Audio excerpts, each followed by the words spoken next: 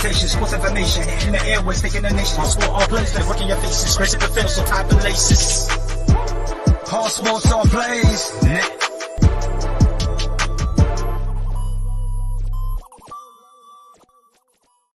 And welcome everybody to the latest episode of Real Talk.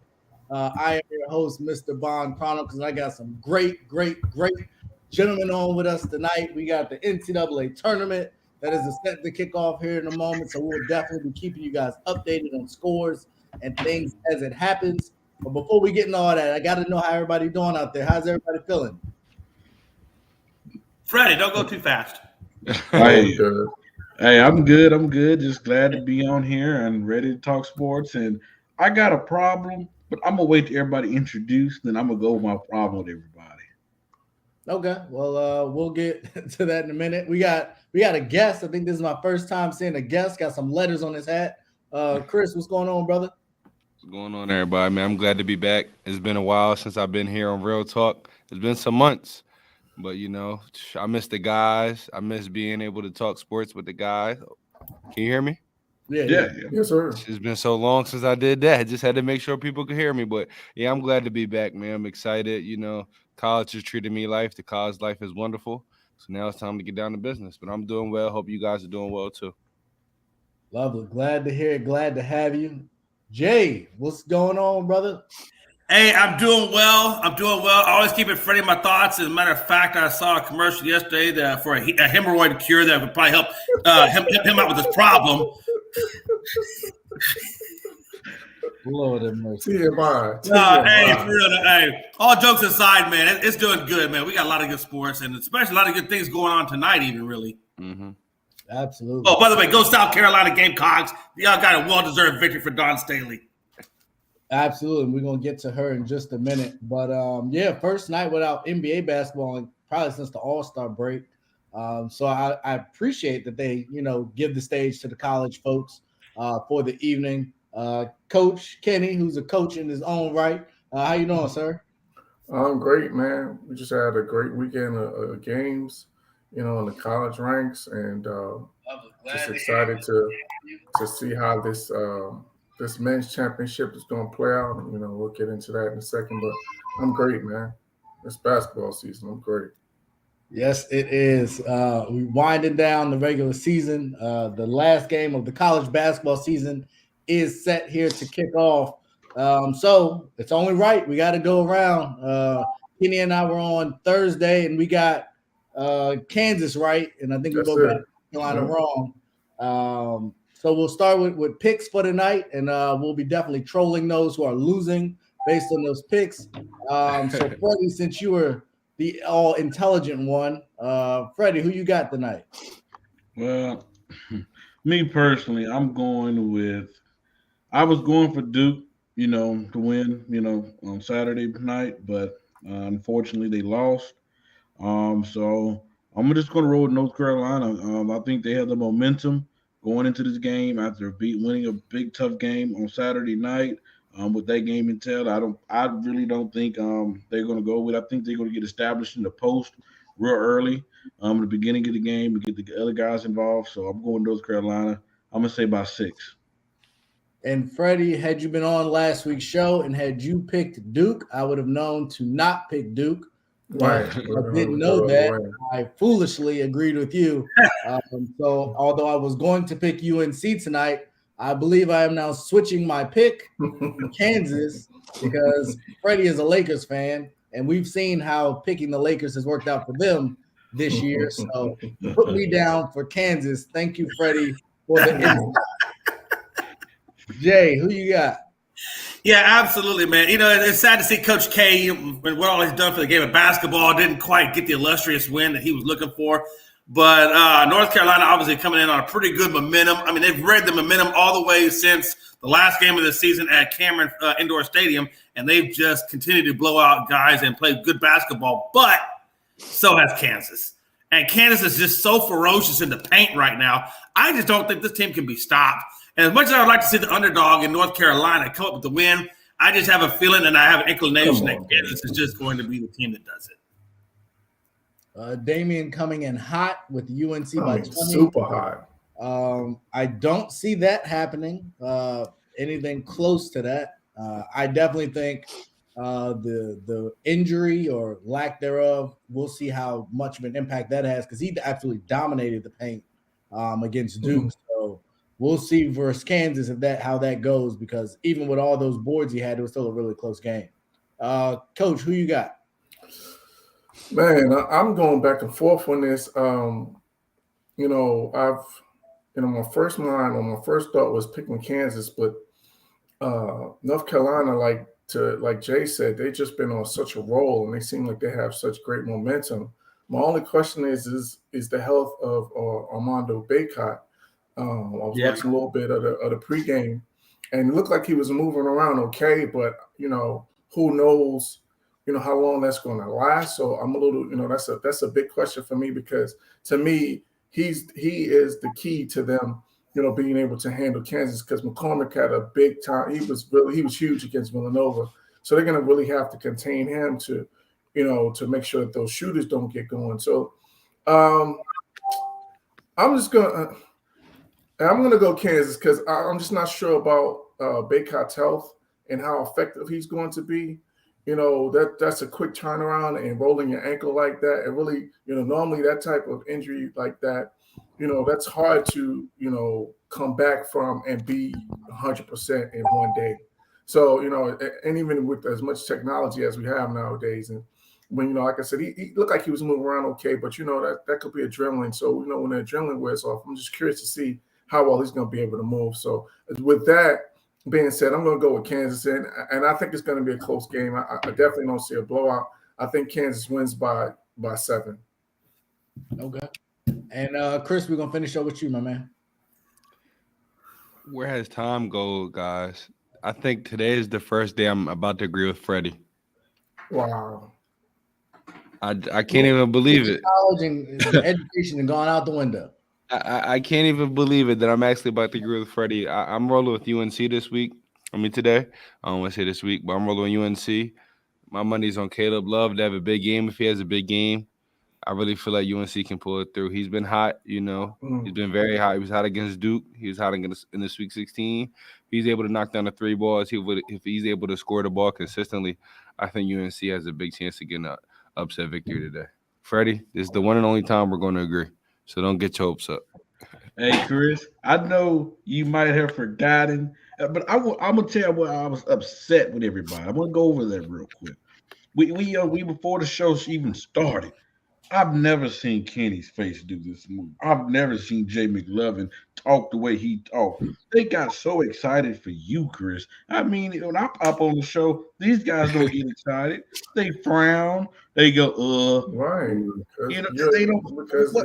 Why y'all don't keep that same energy when it comes to you're annoying. We actually enjoy having. Are you still same take, Freddie? Did that ever change? Yeah, the same. Freddie facts. I haven't been on since October. That's why. But yeah, no, Chris, you make a great point about Caleb Love. I think he's the X factor. They're going to need him to score, and the fact that he came on in that second half, to me, that was the difference in that game. Why North Carolina won that game, because he was really struggling in the first half and they were having problems.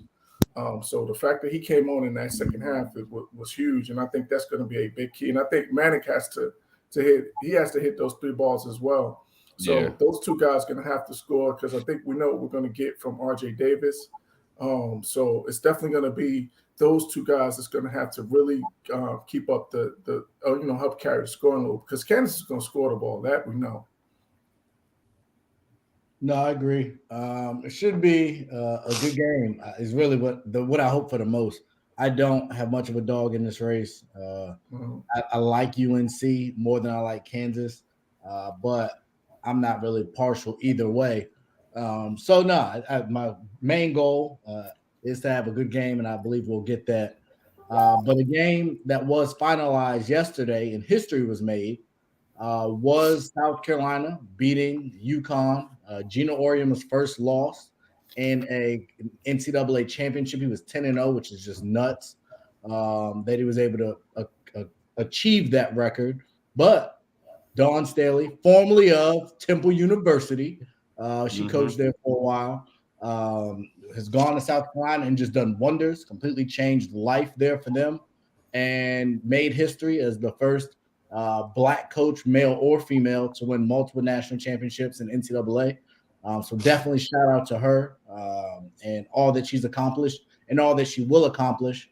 But I do want to give us a moment. I don't think this is Women's History Month anymore, but just to kind of, Jay, you kind of spoke about what she had done, and I want to give us all a chance as men to shout out and give her kudos for what she accomplished. So, Jay, I'll turn it over to you and whatever you want to say. Yeah, Dawn Staley's obviously done a lot for basketball, not only in the professional realm, the college realm, as a player, and now as a coach. So for her to be, and correct me if I'm wrong, is she the first Black female coach to coach? Am I right? Or am I wrong? She's a second. She's a second? Okay, so second. So, I mean, she's doing a lot for African Americans, and she's doing a lot for the female gender, and she's doing a lot for herself. I mean, she's obviously somebody to look up to. For if you're a young female coming up in the world and you want to be a basketball player or a coach, she's something obviously to emulate. So, like I said, congratulations to Dawn Staley for all her accomplishments, man. I can't praise her enough. All righty, Freddie, what you got? Man, so if everybody's been following the ASAP network, last weekend I interviewed a female coach for the American football indoor alliance football team, and she's the first African American female coach in the league. And the first thing she said was she wished that this wasn't even like a part of the question. Like this should be just like a normal thing as being a coach. What she's shown is it shows other females, other little girls, coming up that a female can be successful in sports, not just behind a computer screen, not just behind, whatever, but you could be on the sidelines leading females, men, or whatever, into the biggest game. And what she's done on the highest moments, just even as a player, and then go over to the coaching field is outstanding. And it's not just that she won; it's who you beat. You beating a guy like Grace said that is used to winning, that's have not lost in the biggest moments. So that just shown that what type of leader she is, what she believes in, and that the people, her players believe in her. They believe will sacrifice to go to war with her. So shout out to her. And man, that's just so inspirational. Like Jay said, want this to spread out to other females in the world to let them know, hey, you can do this, but also do this in the big moments as well. Hey, real quick, not only did she beat him, but she dominated him. I mean, it wasn't even like a close win. Like, oh my God, that was a good close game. No, she flat out she dominated him, and that's what makes it even that much more impressive. Mm-hmm. Yeah, Kenny, what you got? Yeah, man, I just think that the biggest thing for me is the fact that she did this at South Carolina. This is a school that that was nothing in terms of they had never had any success in women's college basketball. And the fact that she was able to basically build this thing from scratch, and now it's almost turned into a dynasty because this is what 2 and 4 years, something like that, and they were in the Final Four last year. So, the fact that she's built this program from the ground up and then just built it into, basically a dynastic program, like that says everything. And that's just, again, credit to Dawn Staley. She was, she was a great player. You know what I'm saying? And she's a great coach now. So it's just a credit to her because a lot of times, and this is another thing that, that a lot of people don't talk about, is that most times great players don't make great coaches. That's true. That's usually not the case. So the fact that she was, a great player and now she's become a great coach, I just think that's a further testament to how great she is and to her talent. And again, South Carolina, like that's not a hotbed in terms of, basketball. South Carolina is known for football. So the fact that she was able to build that program and to build it into the powerhouse that it is today, that's just a testament to her. And then, just the icing on the cake is to beat the legend, Gino Auriemma. And she's really putting herself in. I think she just basically made the statement that she's next. that she is that new, she is the legend now, the next legend in terms of women's college basketball. And she just made that statement on last night. And it's just, I'm just super excited for her, super happy for her. And, just proud, just as a coach, just saying that's, that's a level to aspire to, you know what I'm saying? No, absolutely. I think, and I don't know if you guys saw, and if you get a chance to go back and watch, I think it was ESPN did like a kind of a documentary on what she did when she cut down the nets, and how somebody and gave it to everybody. Gave it to her, but then she passed on and said, "Well, I want to give it to everybody." Yeah. So no, I definitely think she's not only champion as a champion, but she's championing the next generation, and reaching back and pulling them forward. And inspiring and encouraging them, which is definitely something that, people need in today's society, especially when you are, a woman and maybe in some cases a marginalized sport, to have someone at the pinnacle of success reaching back, that inspiration, who knows how many more will follow after her. So definitely happy for her as well. Chris, what you got for us? You guys really covered everything. I mean, first of all, this is just since 2020. That's funny. But I'm glad to be back, Mike. Glad to be back. Same thing, Tony. Glad to be back. But you guys really said everything. This is very inspirational. I like what Jay said, how, it's inspiring everybody. She did good for everybody, but she did good for herself. Like what this builds for her resume. What's this about to come up, how she's about to build the next dynasty. That's good to see. But just seeing that, African-American coaches thrive is honestly a good thing on all levels, whether that's D1, D2, D3, professional, just seeing them thrive, just seeing them show that they're able to compete at the same level as everybody else is always, a positive. But shout out to, South Carolina for winning that chip. I know they're going to try to do it again. And I love dynasties. I don't know about y'all, but I love dynasties, especially ones that are homegrown and built, and you saw it come from the mud, you saw it come from the bottom to the top. It's just always a story you can get around. And that's how I feel right now about the South Carolina team, right? And I feel like they're going to be like that for years to come. I will say this: it could not have gone any better. Not to put this into the ground, but it could not have gone any better for Dawn Staley and African American women and the whole gamut had they not gone up against a team like UConn that is such a great powerhouse team, and that really solidifies just how good she is, and her coaching is, her development is, the whole 9 yards. Right? UConn committed 21 fouls. South Carolina only committed 11. I mean, this team is a well-disciplined team and is disciplined under a really good coach that instills that discipline in them. Yeah, they didn't just beat a great coach; they beat a great player. Beckers is no joke. Right, she's legit. So coming out and holding them to 8 points in the first quarter, that set the tone for really the rest of the game. So that shows me they came out prepared. They were ready. The moment wasn't too big for them. And they performed at that level. Just to give everyone an update, it looks like we are just about to tip off, at least on my stream. If people are streaming or watching it live, you guys might be ahead. So it's 3-0 right now on my TV. All right. Well, you got great cable there. That's that wonderful Georgia. Yes, indeed. So Kansas comes out with a 3 to start it. So North Carolina. Get ready. Again, I picked Kansas, and most everyone was against me except Kenny, so it's okay. And Chris, did I get your pick? You picked North Carolina as well. Okay. Oh yeah, he agreed with Freddie. Silly guy. Well, we'll see what happens. But you guys mentioned dynasties, and part of creating a dynasty is having the players available to play. And we talked about in the college basketball game, will there be health? And then in the NBA, we've seen a lot of injuries and big stars missing large chunks of time. And I know we had the bubble that was some time ago, and so it was kind of a quick turnaround. And then they had the break this past offseason. But we've seen from John Morant to LeBron to AD to Kyrie to different players, KD, Steph is now out, Draymond was out, Clay's been out.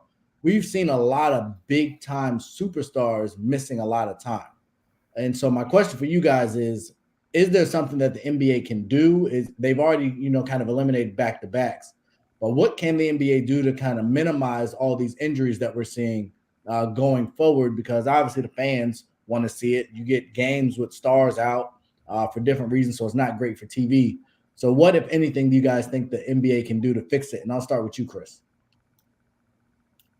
I mean, at this point, I don't really know how much the NBA can do. Honestly, sports is a physical game. It's not that physical, but it's physical. Injuries are bound to happen. That just comes with playing the sport of basketball. I play basketball, football. Currently, I'm a track and field athlete on the D2 level. Injuries happen, especially if you're going 1,000 miles per hour, you're pushing your body to the limit. The NBA over time has gotten better at eliminating back-to-backs, 3 and 5 games. I mean, 3 games in 5 days. They try to eliminate as much as they can.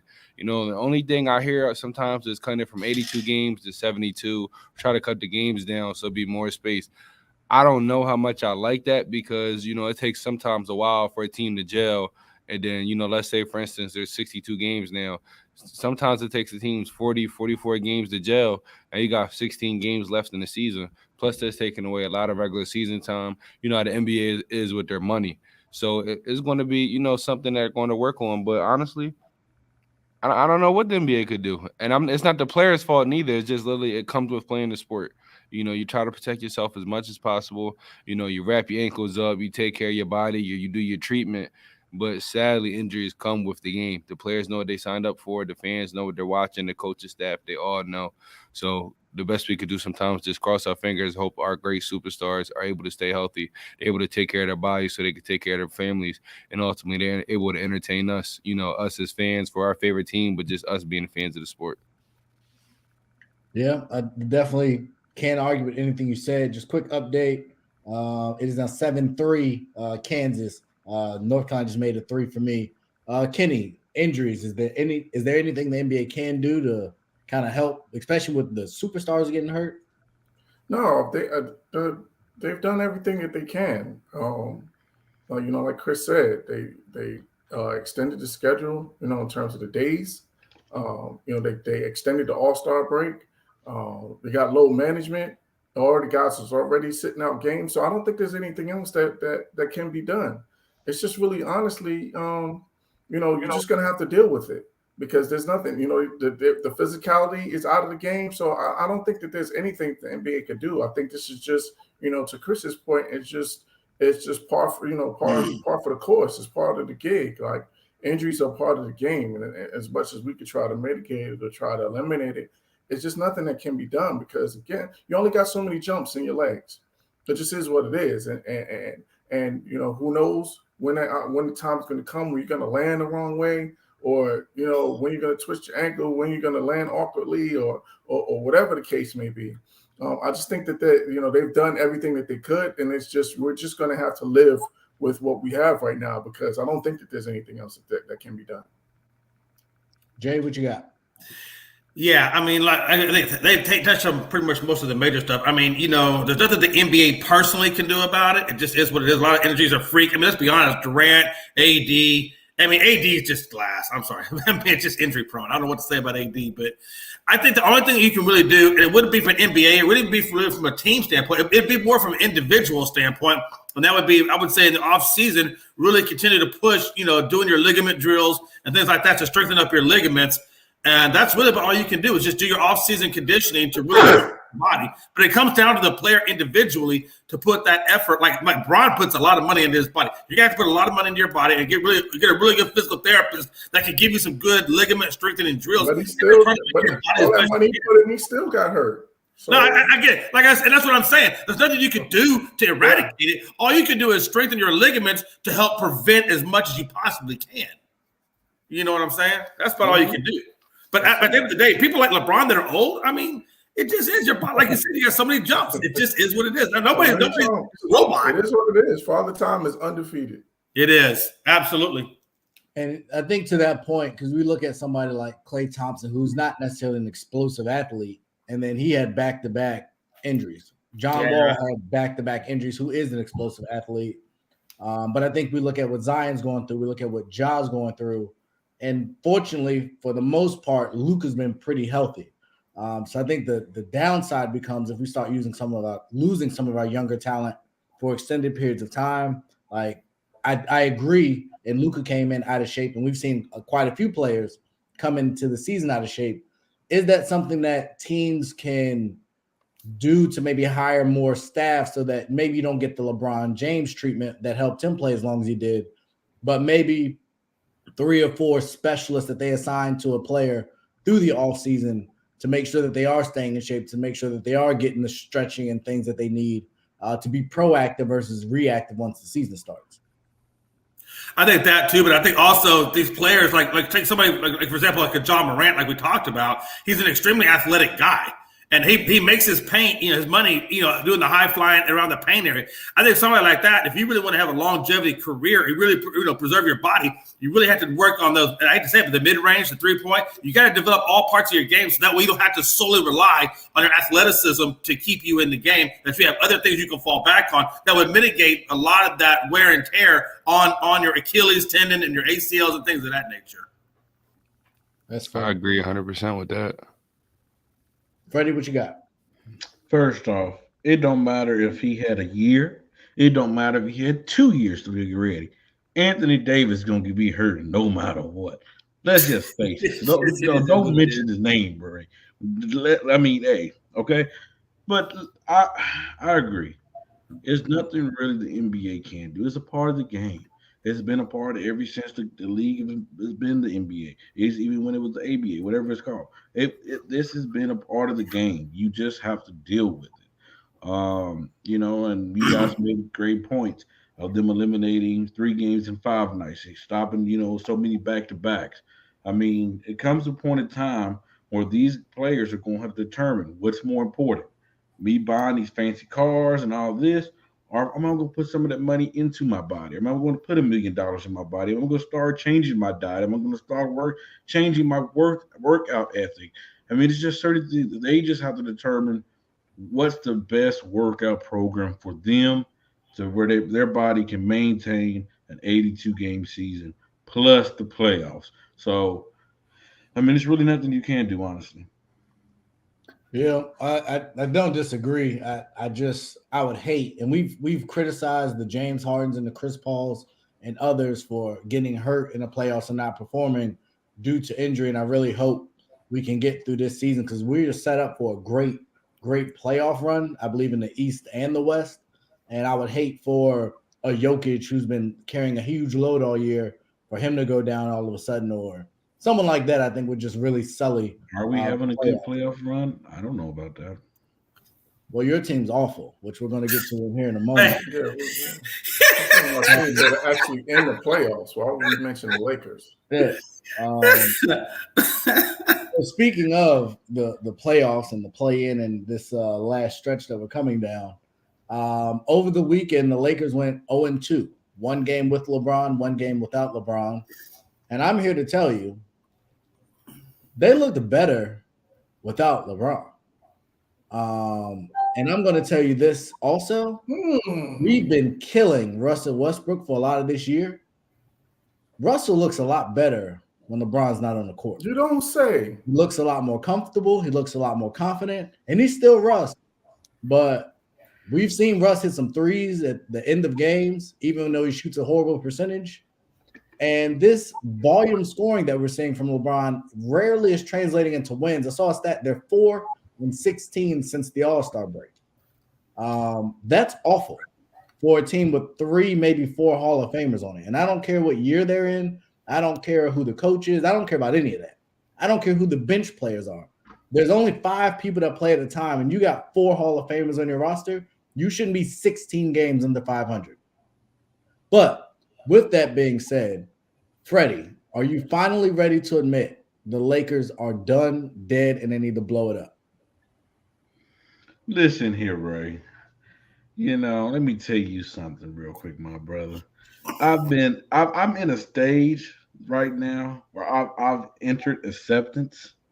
But one thing I'm not going to let you do is just come on here and slander them. I'm not going to allow that, sir. So did he slander? I mean, what did he say that was slander? Maybe am I missing something? Yes, I understand that a guy can have 1 good month out of an 82-game season, and we ready to get this man flowers. Let's not forget, this is one man that's been that this virus has been worse than COVID running through the Lakers franchise, and it didn't affected everybody. I mean everybody.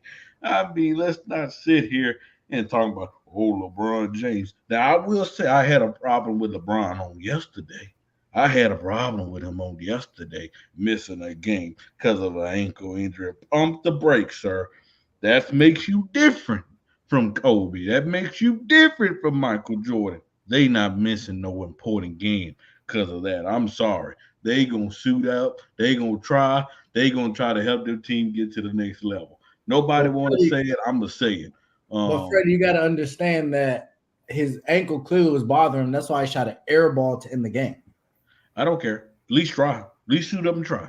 I mean, you know what that magnitude of that game is. You lose that game, it's over. So guess what? I have no choice but to accept that it's over because guess what? The leader of my team has already said, you know what? It's over. All I care about right now is the scoring title. So I'll play 2 more games so I can qualify.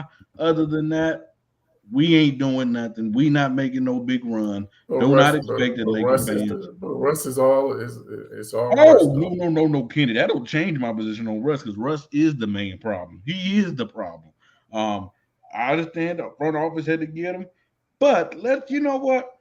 I got something for you, Kenny. Let's show the world what Russell Westbrook is about. Let's show him what he's about. All right, here he comes. Oh, what you doing? Oh. All right, he bringing it up. He gonna throw the AD. Oh, Russ, what are you doing? He's not used to playing with AD because AD's always hurt. Can we show all of showing all of this? Don't show none of the blown defensive coverages, all of the layups the rest of the team gives up. That's just one person. Come on, Russ, you gotta be better. Okay, he's on LaMelo. Now we undisputed over here. All right, Terry Rozier. Oh, come on, Russ. You gotta be better. Come on. Okay. I think we got the point, don't we? What, that the L in Lakers stands for losers? I mean, yeah, I guess so. Did we get the point? This is the guy. When they got Russell Westbrook, they expected to get a guy who's supposed to be this most dominant point guard that everybody hypes up to be. But they got a guy who can't shoot the ball, who earns the ball 44% from the field. But go ahead, he can't shoot the ball. He's shooting 44%. He's shooting 44% from the field. But go ahead, continue. Well, I understand. I mean, hey. For a guy that's most of his shots come under the basket and stuff like that, the dude shoot the ball horrible, Kenny. Don't try to compare. 44% is not horrible. It's not horrible. That's okay. It's decent. Hold on. So one thing everybody want to do, they want to say because he played good these last 3 weeks. Arguing that he played good, but let's not forget what he did for the rest of the game. This is an 82-game season. This guy was shooting off the backboard multiple games. There was fans begging him not to shoot. This is a guy that plays no defense. Kenny, you want to bring up defense? This guy at one point of the season, is he the only guy that's a bad defender on the Lakers? The opponent guard was shooting 60% on him. Answer my question. Is he the only bad defender on the Lakers team? No, but you know what, Kenny? No, but you know what, Kenny? And I put blame on Laker management. If they would have gotten maybe somebody else, they could have had more cap space to get somebody else. But and your problem is your problem's with Rob Palinka, not with Russell Westbrook. No, because we're not gonna let him off the hook. And I want to give an apology to Kevin Durant for me going off of him for leaving Russell Westbrook. I definitely understand why you did, Chris. Because he's not a winner. I think the problem with the Lakers is just bad health and bad chemistry. That's just the way it is. Bad defense. And you're right. And bad defense. You're right. So, Freddie, can I interest you in 3.5 turnovers a game by LeBron James? And if you're LeBron James, you're the leader of the team, right? That everybody agrees? Oh, yeah. Yeah, that's the creme de la creme right there. So if you know that Russ plays best with the ball in his hand, and you bring him in for whatever reason, should you not amend your game to lend to his strengths, which would require the ball to be in his hand more? But then you know what would happen if you did that? You'd have a lot harder time catching Kareem. You have a lot harder time winning a scoring title. How about that? So even though LeBron is LeBron and putting up great offensive numbers, you play no defense. There's no form of leadership on this He's team. one of the worst offenders defensively. You talk about Russ. LeBron is terrible on defense. So I agree, and I've been very critical of Russ because I saw Russ last year, and I've never really been a fan of Russ since OKC. But this idea that at this point in the season, you're still blaming potentially one person, like I'm not blaming at what just one point, person. and I've been very consistent in this. I don't believe LeBron develops young talent. And when I see Austin Reeves and Taylor Horton Tucker starting to get D and Ps to end the year, that shows me that they've failed in developing those guys. Their value, THT's value has plummeted. Kyle Kuzma's value plummeted. And then magically, when all these players leave LeBron, magically, Andrew Wiggins can add him to that, who was an all-star for the first time this year. When they leave him, they turn into all-stars or really, really good players and key players on teams. So I think this idea that it's Vogel's fault, I don't know what we expected from him. LeBron runs the team. And then when you bring in Russ, and there were injuries, Kendrick Nunn milked them for the whole year's salary. Congratulations to him. Like, this is far from a Russ issue. Yeah, he made the most of that. I want to say something real quick because I didn't say there's only one problem. I just went over the main problem. I understand there's other problems. Anthony Davis is another part of the problem. But to sit up here and mention LeBron James turnovers versus Russell Westbrook. 3.4 to 3.8. May I ask, how many points did LeBron average? And what is his percentages? What is he doing on the low? Who's carrying more load? You know, and what is it? And what is it? I would argue Russell's carried as much of a load because he played way more games. That's what we're doing, Ray. No, I'm just saying. You know, here's the problem. I think the problem with it, Freddie, is that you've been focusing all of your issues and all of your problems on Russ, and you don't never talk about the other parts of the problem. I did talk you about only talk about his Russ. No, you don't. Okay. So you want me to lay it out? You want me to lay it out? I'll give you a percentage. You put 90% of the problem on Russ and 10% on the rest of the team. No. When really it's more 50-50. No. I'm gonna lay it out. Okay, it's time for you. When we lay it out, number one, Rob Palinka, he gotta go. His voice is dead in LA. Since Kobe Bryant died, he doesn't mean anything. He don't know what he's doing. I believe Kobe was more of an influence on him than anything else because no other team was gonna hire the man as an agent only because of Kobe. Let's get that. I've been saying that from day one. Freddie, does Rob Palinka have a championship on his resume? Yes, but guess who? Helped put that team together, right? I watched timeout. I got a timeout, Freddie. You are Mr. Flip Flopper. Go ahead, finish your sentence. Who helped put that team together? I just want to hear you say it. Kobe was a part of that in LeBron. So now LeBron gets the credit. So when I used to say LeBron helped put the team together, no, it's Rob Palinka. Rob Palinka is looking like the best GM. He's this, he's that. But now when things go bad, that flip-flops. Man, you don't change. You do not change. But then, that's number one. Number two, LeBron James got to have part of this as well. Because that same Rob Palinka had a deal with Buddy Hield. Magic came on Get Up this morning talking about how DeMar DeRozan agent reached out and said he wanted to come there. But then LeBron and Russ and AD was talking. And then guess what? Hey, they went that route. So LeBron deserves some props. So he has some blame to do with this as well. Jeannie Buss has some blame to do this as well. Have too many voices in their ears, too many opinions going around that franchise. She needs to handle that this offseason. I don't really put too much blame on Frank Vogel, honestly, because this is a defensive-minded coach, and you brought in guys like Malik Monk, Carmelo Anthony, Wayne Ellington, guys that never played defense in their career, but all of a sudden, everybody expect them to have a top 10 defense. So, but like I'm saying, all I'm saying is, and they don't really have a legit big. Only legit big they have is Anthony Davis, and he can't stay healthy. He can't stay healthy more than 50 games a year.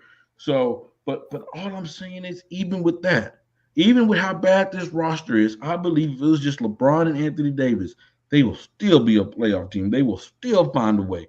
Russell Westbrook came in here, coming in here with his own mindset, that own pig-headed mindset that he gonna do it his way. He's not gonna be a third option. Everybody know when you be a third option on a LeBron James team, it started with Chris Bosh. What did he have to do? He had to stop being that post-up guy. He had to learn how to be on that three-point line and to adjust to LeBron's type of game. Look at Kevin Love. He had to lose weight, get on that three-point line and start adjusting to LeBron James' game. Russell Westbrook, all we needed you to do. So everybody got to adjust to LeBron. He's a LeBron winner. don't have What to has adjust Russell to Westbrook nobody. done in his career? What has Russell Westbrook in his career? You want to win. I thought the goal was winning. So if what that means that, why should we adjust to him? That's not the point. The point is that you want to win. And so if you want to win, then you're going to make the adjustments to make your teammate put him in the best position to be successful. So no, I'm not saying it. I didn't say he didn't have to adjust, but you're saying everybody else had to adjust to LeBron, but LeBron don't have to adjust to nobody. That's my point. And to be honest with you, the person that's got that hurt more than this Russell Westbrook being on his team is Anthony Davis. Because when the Lakers won the championship, where did they run the offense, Kenny? They ran it through Anthony Davis. I said at the beginning of this year, it seemed like AD was the third option. It seemed like he was the third option. But whose fault was that? Was that more on AD not being aggressive, or was that on Russ? Again, to me, the narrative is we always want to put it on Russ, but we don't ever make the other players accountable. It's just convenient to blame Russ. That we've never seen that could put the ball in his own hands and get to his own bucket. He doesn't need to rely on no point guard to get him the ball. If AD wanted to be great, he would be aggressive. That's not Russell Westbrook's fault. Russ has taken back seats before. AD is supposed to be the best out of all three of them, the prime out of all three of those guys.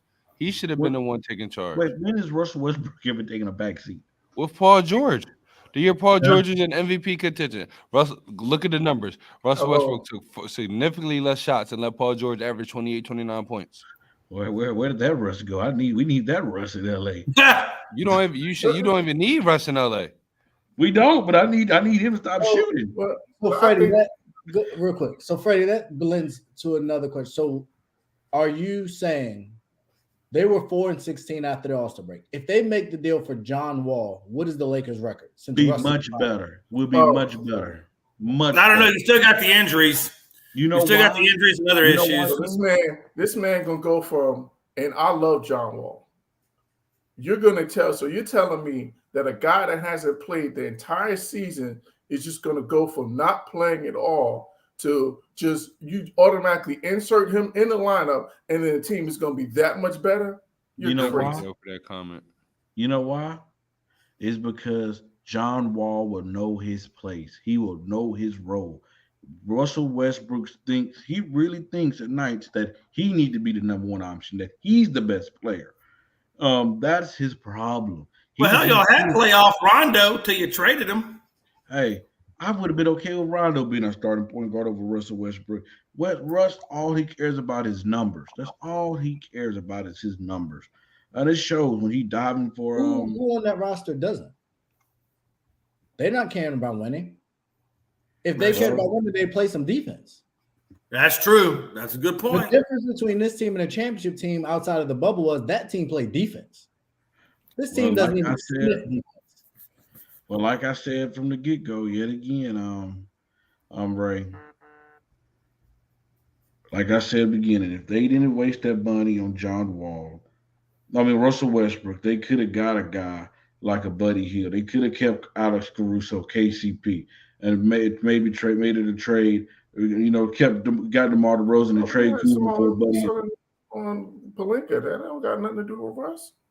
No, I agree. I put that on Rob Palinka. I said he got to go. And just for clarity here, Buddy Hield was in Sacramento for quite a few years. They just missed the playoffs for the 16th straight season. Buddy Hield got traded. And what did he do in Indiana when he got traded? Buddy Hield got traded in Indiana. He's not a franchise player, but he's a guy that you make it sound like he was made that much of a difference. To be the he would have been a better player on the Lakers than Russell Westbrook have been. And he don't play defense either. Exactly. Well, honestly, what you needed was a guy who could facilitate the ball. Like, Buddy, he'll be okay, or John Wall. But you needed that 1-2 punch, and the 1-2 punch in this case would have been AD and Bron. The problem with it is your 1-2 punch is old as dirt, and they can't stay healthy. That's your problem. So you're facilitating to people who aren't on the floor, and then you put a guy like Russell Westbrook. I mean, he was just never really the guy that could gel with this type of team, because he theoretically should be your 1-2 or your 1-3 punch. But I just don't believe in Russ enough to be that guy. There was times Malik Monk was playing way better than Russ. That happens in certain games. Certain games, Patty Mills has been the best player in Brooklyn. Like, there are games that role players play better than the stars. Like, that's fine. Right. Well, Chris, I want to get you back in. I know you was trying to say something. It's just Buddy Hield isn't a franchise guy. Yes, he'd have been a better fit, but the way, you know, people talk about that trade, I don't know if he'd have moved that needle. If LeBron James and Anthony Davis don't play, can Buddy Hield by himself win you games? Absolutely. You know, that's the type of player that the Lakers need. They don't need, you know, the biggest superstar, but they need somebody that like I don't want to say Spencer Dinwiddie, but somebody that, you know, you can trust the ball in his hand that can make plays. I personally would have liked that trade if they had got a Spencer Dinwiddie. I think that would have worked out, in my opinion. Mm-hmm. But that probably would have been a better fit, because he's a guy that's a little better in terms of catching and shooting. Mm-hmm. So I think the problem is, and again, I think the biggest problem or the issue was this roster is ill-fitting. Terrible. Like, they did not put, and that, to me, the biggest problem the Lakers have right now is Rob Palinka. Because it's not only is he not, I think he might be ill-suited for the job. Not only that, but then you got, to Freddie's point, you got all these other voices that are chiming in, the Kurt Ramesses of the world, you know, the Phil Jackson of the world. You know, now we hearing Phil Jackson is starting to you know, slink back into town. So I just think it's too many voices. And I think, Freddie, the one point that you made that I totally agree with, and I think that Jeannie Buss, she really is going to have to really take a look at how this organization is being run, because right now it's just too many cooks in the kitchen. But you know the problem that Kenny though is, like, we've seen her make these moves, but it's always influenced by somebody else. When she had to get rid of her brother, who did she talk to? She talked to Kobe. She talked to Magic. When she was, it's just she's always being influenced by somebody. He's like a president. But she has. But I think she has to, because she doesn't have the basketball acumen to be able to make those type of decisions. So she's going to have and that's the thing, though. But that's Kenny, your point. That's the thing, though, right? And the sad thing is that Kobe Bryant actually gave a huge endorsement to Rob Palinka that he was going to bring back championship-winning basketball to LA. The problem with it is, like you said, Jenny Buss doesn't have the acumen, but that's why she brings in a guy like Rob Palinka. The problem with Rob Palinka is not that he doesn't know basketball. The problem with Rob Palinka is he gave up his power base to the players and left and other people, when he should have been the leader in upper level management, and he should have been driving the ship.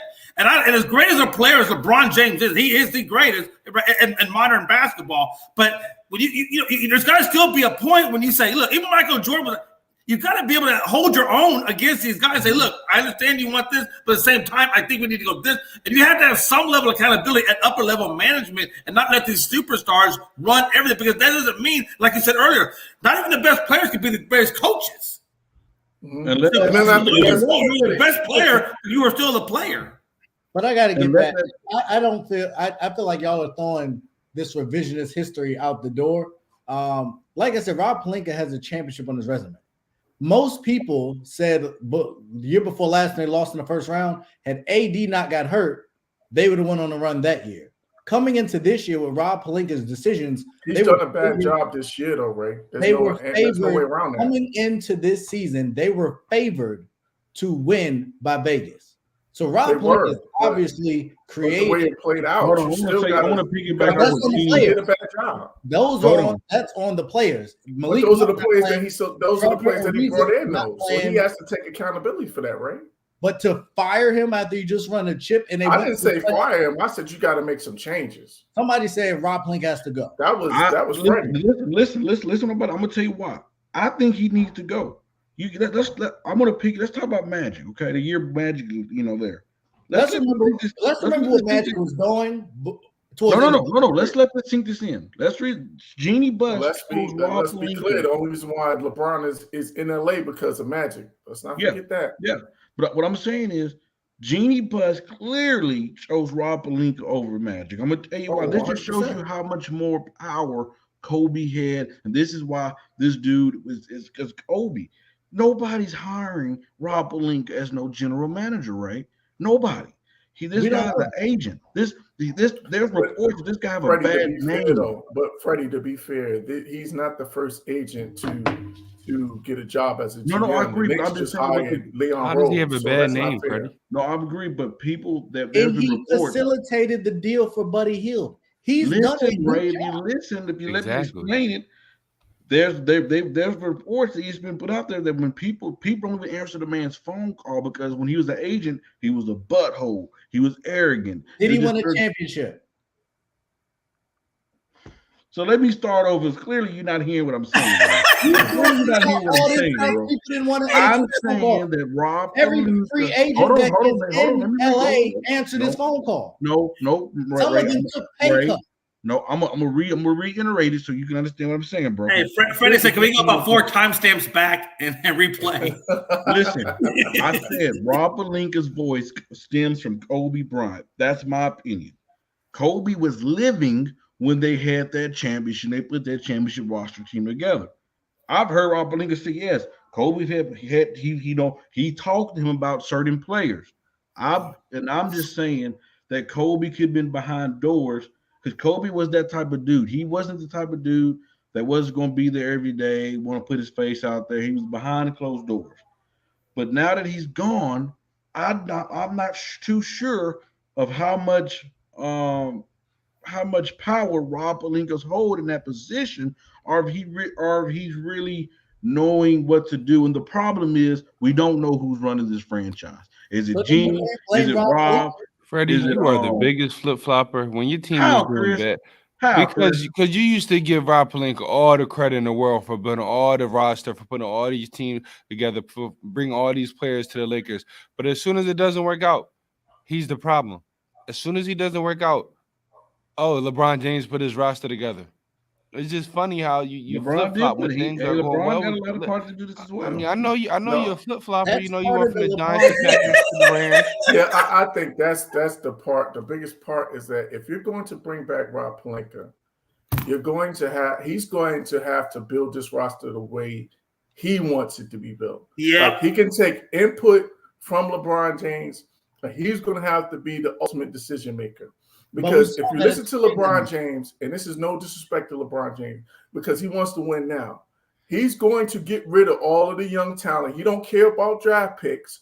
He wants to win now. So you're going to have to find that balance of being able to bring talent around them as well as be able to build for the future. Because right now they are totally over leveraged in terms of draft picks. They gave away draft picks in the AD deal. So he's gonna, and the good thing is that fortunately half of this roster is on 1-year deals. So he's going to have another opportunity if he is, if he still remains in his role, he's going to have another opportunity to remake this roster in this offseason. So it's going to be key for him. This is why I said that Jeannie's going to have to really she's going to have to empower him and just be like, look, Rob has the final say. Nobody else is going to, have their input or whatever the case. Guys, people can have their input or whatever the case may be, but Rob has the final say, and he's the ultimate decision maker. And me personally, because that's how it was when Jerry West was there. Jerry West was the ultimate decision maker. There was no question as to who the ultimate decision maker was. So in order for the Lakers to get back to where they need to be, there's going to have to be one guy that's going to be able that's going to run the show.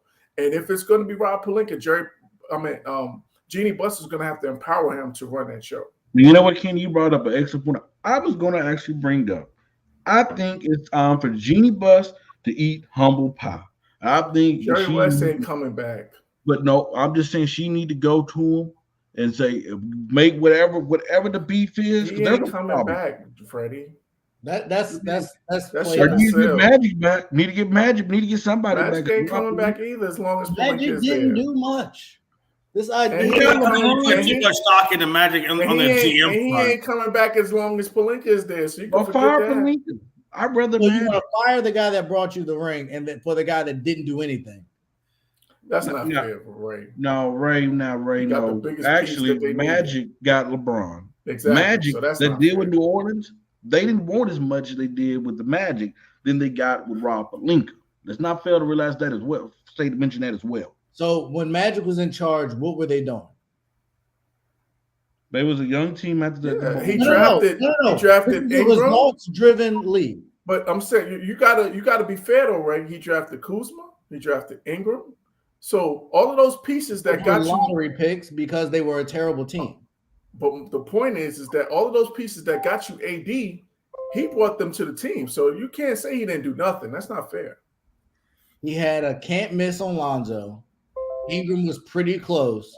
I'll give you Kuzma, but let's not act like they were ascending when he was in power, which is why. But like I said, when he was in power, why they brought someone else already done for Anthony Davis. No, because when they brought in LeBron, they were about to make the playoffs before he got hurt that first year. So I'm not. But they didn't. But I'm saying they were top 4 seed at that particular time. So I can't go with you on that. So you guys think, just so we're clear, Magic would be doing a better job with this team and assembling this roster than Rob Palinka? I do. Well, I don't think.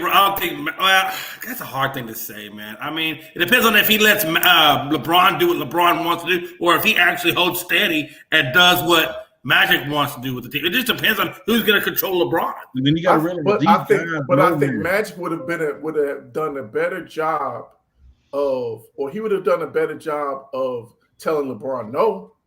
Yeah, I do because Magic actually has credibility. Who has ever told Pat Riley couldn't tell LeBron no? So who has ever been able to tell LeBron no?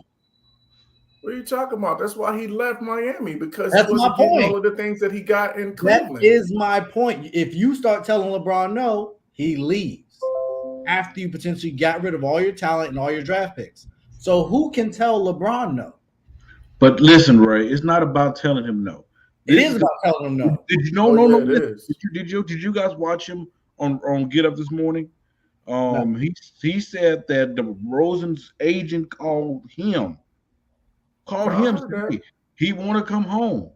Magic called the Lakers, and he was telling them, hey, he was thinking it's a done deal. But LeBron talking to Russ. But if Magic was in that position, Magic gonna say, no, LeBron, this is what we're gonna do. This will be a better fit.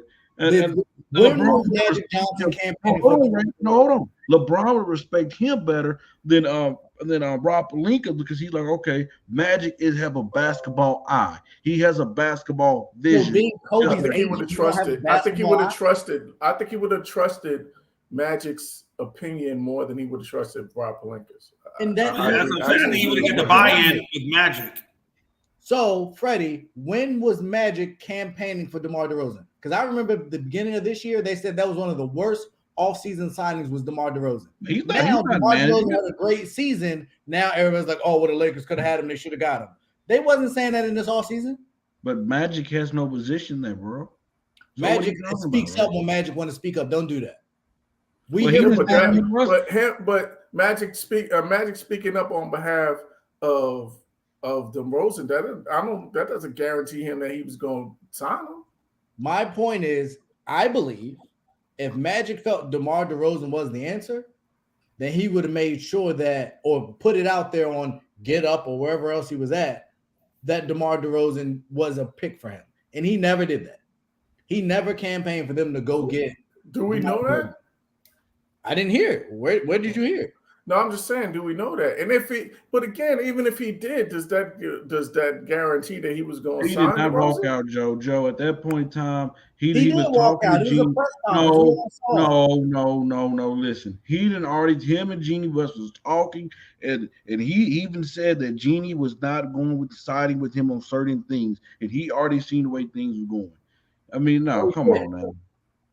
You led up to the precipice and then stopped. He quit. He did do that. Okay, at the end of the day, just like he said today, he said he'll always be a Laker. That's who he is. That don't got nothing to do with him quitting. No, it definitely was a bad look. I'm not going to absolve him from that. Like that was definitely not the way he didn't handle that well. Thank you. So as we will continue to move forward with another, you see how we conceive to you what you say. What you don't want to concede to give what me and Kenny say. I don't know what you're saying.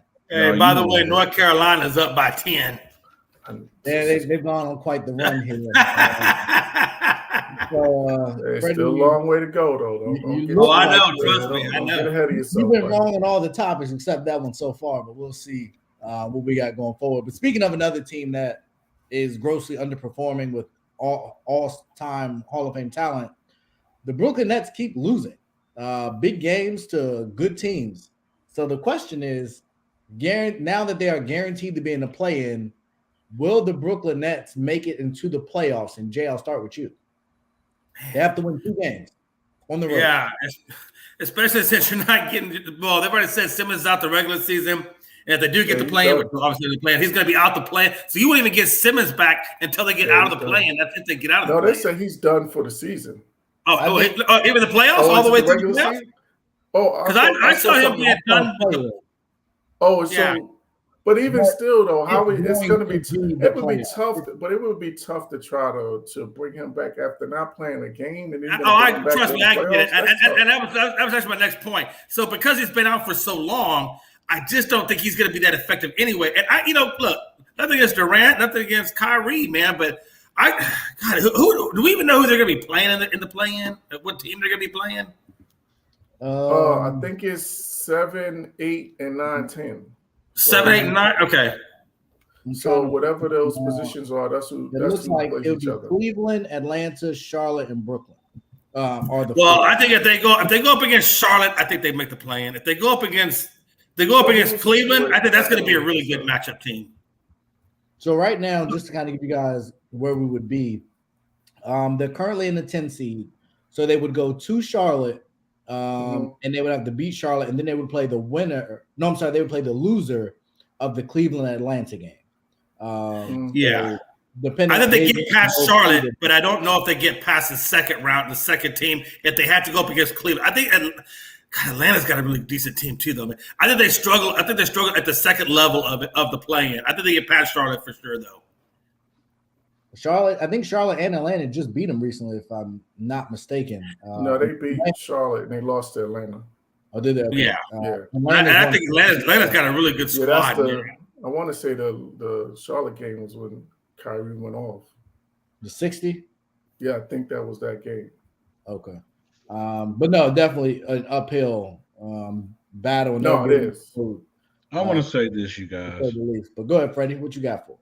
I'm gonna put some respect on Kevin Durant's name. It don't look good. And just real quick, Freddie. They lost to the Hornets, 119-110. They beat the Pistons. They lost to the Bucks, and then they lost to the Hawks. Okay. But I'm going to still. What's the game where you scored 60? I'm sorry. I think it was against Orlando, the Magic. Oh, that was. You're right, Jay. Yep. But I want to give. Freddie, I'm sorry. I'm still going to say they still have a puncher's chance. Nobody's going to play Kevin Durant. Nobody's going to play Kyrie Irving. I mean, these guys are 2 of the best offensive-minded players in the game. The one thing they do need to do, they need to tighten up on their defense. But if they can, and we all know in the NBA it slows down. I mean, the playoffs it slows down. I just don't see anybody being able to stop them if they're flowing. This is going to tell a lot what Steve Nash have.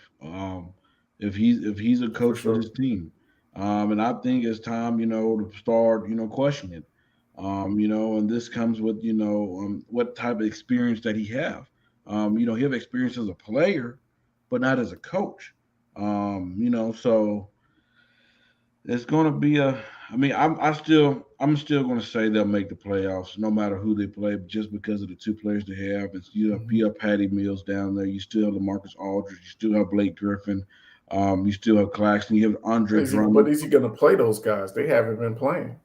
But I think he's going to have to. I think as a coach, you're going to have to find whatever works for you. If that means bring those guys back out there to make adjustments, you have to do whatever it takes to help you, get you back in those chances. Because right now, I think they have like 4 more games left. Right now, these 4 games, they need to treat it just like the playoffs. They need to try different lineups. They need to find what lineup works for them, what rotations and all that good stuff. Because I mean, at this point, it's do or die. But lead with those 2 leading, I believe they have a puncher's chance, and I believe nobody's going to play them 2. Fair enough. No, I definitely think that they have a chance. I would not want to see Atlanta in that second game, the way that they're playing right now. They're tough at home. And without Ben Simmons, who gave Trae Young trouble before, I don't think Seth Curry or anybody wants that Trae Young problem in a win-or-go-home game. I also think the problem is, and a lot of people don't want to talk about this, but Brooklyn's been in some close games. Kevin Durant is not getting it done. They're playing through Kevin Durant in some of these close games, and he is missing consistently. And that's problematic. Even last night, it seemed like Kyrie was taking more shots down the stretch than it was KD, even though this dude scored 55 in a game. Yeah, that was against Atlanta. Yeah. So, I mean, I think that there's some issues there. And figuring out how to close out games, who's going to take the shots. I think me and Kenny was watching one game. I think that the last play call I thought was an awful call. I think it was the Milwaukee game. Yeah. And they was that against Milwaukee? Yeah, it was. I was watching that game as well. And Kyrie was in the back court, like not even a part of the play, and it was like 3 seconds. Like I didn't like the setup, and Kevin Durant had multiple opportunities, and he didn't get it done. Giannis did. So I think there's a lot of that going on, that you've been the man for a long time, but that don't give you a pass. Those shots you hit in the finals against LeBron James a long time ago. That shot you hit last year was still a 2-pointer that didn't get you to win. So if Kevin Durant is who they're playing through, he needs to get it done and hit the shots. But we are looking at a heck of a playoff. Even the play-ins, I think, will be pretty interesting. Yeah. Definitely in the Eastern Conference. And even in the West, there's some teams in Golden State had a good win the other night, but they were starting to look like they might end up in a play-in. But I think they might have that win. Yeah, I think they're hopefully right at the ship. But I still think we're looking at Milwaukee Phoenix 2.0, man. Yeah, I'm with you, Jay. I'm with you. Jay. I just feel like that's going to be a 2.0, which I kind of want that. I want to see them go back at it and have Phoenix be the triumphant team. Well, I think you want to see them go at it and then Phoenix be healthy. You know what I mean? Exactly. And see, exactly. If that's going to make a difference. But I was just going to say real quick with Brooklyn, man, I think the key for them is Seth Curry, because you're seeing now that a lot of teams are just starting to double Kevin Durant and just getting the ball out of his hands. And I think that he's going to be the key to be able to spread that floor, to be able to knock down shots, because Patty Mills, as much everybody loves Patty Mills, but he's a streaky shooter. And he hasn't really been hitting shots lately. So he hasn't really been helping them on the offensive end the way Seth Curry would. I think he's more consistent shooter than Patty Mills. So I think if he's on the court and he's able to, because, that's crazy. Him and his brother dealing with the same kind of ankle and foot injuries is crazy almost at the same time. So if they're able to, or if he's able to somehow, to get healthy and he's able to contribute on a consistent basis and be on the floor with them, I think that's going to make the difference, because they really need that third guy to be able to space the floor and make teams pay for doubling Kevin Durant. For sure. And just quick update, North Carolina is currently on a 16-1 run. They're now up 15 as we get close. It's 1:50 left, and actually North Carolina's at the line, so the score may get wider than that 15-point margin. But just wanted to give you guys an update on that. But no, I think that guy just fell. His feet got kind of tangled up. I didn't like the call. But Damian, to your point, I 100% think that Nash is under criticism here for the way he's running his rotations, because you're the coach. Like, you got to figure it out. Yeah, you got to get LaMarcus Aldridge on the floor. Like, I think to me, the one guy he's playing a little too much for my taste is Claxton, because he got hot for a minute, but and he's a guy that you can lay off of. He can only score in the paint, so he's a guy that can't knock down open shots. So that's a guy that they're doubling off of, as well as Bruce Brown. Bruce Brown is a little more effective in terms of he does a good job of slashing and cutting to the basket and finding ways to. And he's actually starting to hit some shots. But to me, I think he's playing Claxton a little too much. And I think that's going to be really the key in terms of how he's going to use these big guys. Like, you're talking about Freddie, the Aldridges, and the Blake Griffins. I think he's going to have to really figure out a way to give those guys some minutes, because you're going to have to put guys on the floor that can make plays. You're going to have to put guys on the floor that can score, that you can't lay off of, because teams are going to keep doubling Teams are going to keep doubling KD if you keep putting those guys on the floor that can't score. Yeah. Agreed. Now, speaking of KD and his run, and we talked about what he did versus LeBron, Golden State struggling. Injuries throughout this year. Wiseman looks like I think they've shut him down for the year now. Curry is hopeful to be back by the start of the playoffs, and there's the break. So the key for them was not falling into that play-in, so that he has like the extra week to kind of rest up and get healthy before the playoffs start. But the question is the Warriors championship window, has it now closed? Is the Draymond Clay era, is that done? Do they need to blow it up and restart with some of the younger guys, with Toscano Anderson and Kuminga? Like, what should they do in Golden State? And I'll start with you, Freddie. I'm not going to say you need to blow it up, but you do have your core pieces, and you do have those young guys. I'm not going to say that the championship run is over, just because they do have those young guys like Poole. You still have Wiseman. You have Anderson. You still have, Kuminga, who can be a good fill-in. Who can be a good fill-in for Draymond. We've seen Andrew Wiggins have a good year this year. You still have Clay, and you still have Steph. I would like to, just because we're not too sure what Wiseman looks like right about now, I would like for them to get another big. If they can, trade maybe a package to Minnesota to get the big cat, that put them back in conversations real fast. I just think they just need to figure out what they're going to do at that center position. Is Wiseman going to be that big man? Or is he going to be the guy to hold it down? Because honestly, we have not seen enough of him. And let's not forget who they passed up on for him. They had a chance to get LaMelo Ball. Could you guys imagine LaMelo being on this team? I think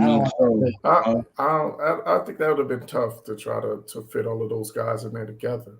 So I think they made the right pick. I just think Wiseman hasn't been able to stay healthy. Right. Well, that's what I'm saying. I just think they need to, if they this offseason, if they can pull off, do you think by inserting the cat down there, that would be huge. I don't think I'll say, like, if you're going to do a deal for Cat that, you're putting Wiseman in, then by all means, I think that's a no-brainer. Like, you put, I'd put Wiseman, Kuminga, and maybe another draft pick, if necessary, in a deal to get I think Cat. For the money to work, you'd have to add a Draymond or I would put Draymond in there too. I would too. I wouldn't give that a second thought. But after this year with the Cat, I don't think Minnesota's going to move on from him. Yeah. After the year they had, though. So, but who knows? The NBA, a lot of that would be a game changer. But I think to your point, Freddie, I don't think that their window is closed, but I think they're going to have to do something. They're going to have to break that core up Like I don't know, whether it's Clay or we know Steph's not going anywhere, but whether it's Clay or Draymond, I think they're gonna have to move one of those guys in order to extend their championship window. I think with the team the way it's constructed now, they're not gonna win another championship. They're gonna have to move one of those guys in order to win a championship, or else the window's gonna be closed. And I think it's Draymond too, honestly. Yeah, that's who I would move. The main piece. I just don't know what his value is. And again, I think we would see, next year once they've had an off season to condition and play together, maybe it would look different. But if I'm them, I move Draymond this off season. He keep talking about how much he loved LeBron, and he ain't. And if the game he gonna break Kareem's record, he gonna miss the game. Send him wherever LeBron goes. No, there you go. Hey, Freddie, you got a guy that can play defense. Yeah, but guess what? No, that means I'm gonna have to, no. We good. And the guy that's gonna hold LeBron accountable. At least somebody we know that. LeBron's face. How many games him and Russ gonna get to fighting though? Yeah, Draymond ain't gonna hold his tongue. And he can't shoot. You got a point there. And just real quick, I went back and looked. I don't know what else the Warriors could have done. Out after LaMelo, we got Patrick Williams, Isaac Okoro, Okongwu, Killian Hayes, Obi Toppin. Yeah, I think they picked the right guy. There wasn't much. Maybe Isaiah Stewart at 16, but you wasn't drafting him second. So I don't. I think the problem is you drafted Wiseman, which was the correct pick. Unfortunately, you just got buyers. You just got a lemon sometimes. I don't know. The thing about Wiseman is he's a good player, but he hasn't played enough. He's only played maybe like a handful of games. The problem with him is he's almost starting to show a little bit of Greg Oden-esque type issues. I don't know if he can stay healthy, and that's one of the big knocks. Can he stay healthy? Greg Oden couldn't. I'm not saying that Wiseman can't. But right now, it's just looking like he's having that issue. And the problem is when Golden State, even if you have a healthy Clay, a healthy Steph, a healthy Draymond, I don't know that they're going to have enough true bigs, to hold down the likes of an Ayton, an Ayton, or a Giannis or an Embiid. I think they're going to struggle with that. I got a better with you guys because I don't think Cat's going to be able to be moved because I think after this year. But if they was to find a way to trade Wiseman, Draymond, maybe one young piece, some draft picks down in New Orleans for Zion. Oh yeah, great. So you get one injury issue and bring in another injury issue that's addicted to ho-hos.